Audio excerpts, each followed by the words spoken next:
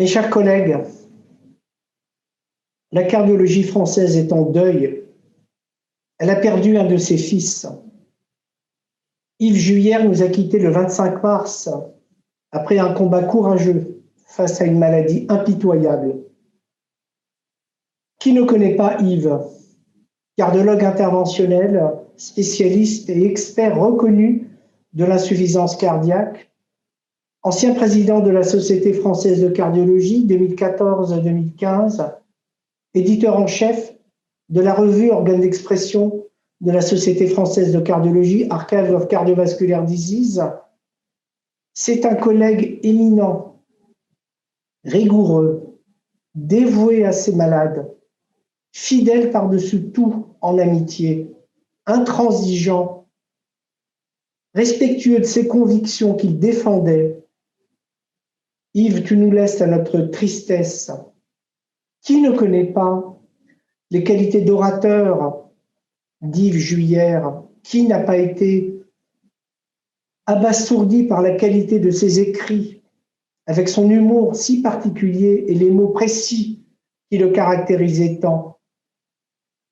Yves, tu as représenté la communauté des cardiologues libéraux et hospitaliers.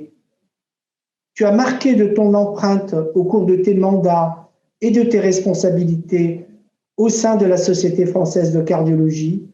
Ton parcours, tu as donc par cette brillante carrière illuminé le monde de la cardiologie. Mes chers amis, nous avons perdu un collègue éminent et un ami très cher. Yves, repose en paix. Je m'appelle Yves Juillère, je suis cardiologue au CHU de Nancy.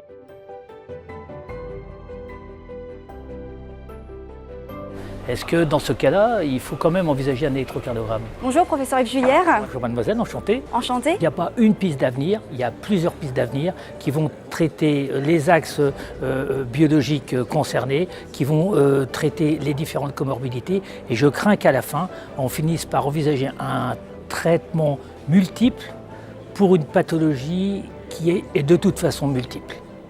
C'est une pathologie qui est devenue extrêmement à la mode.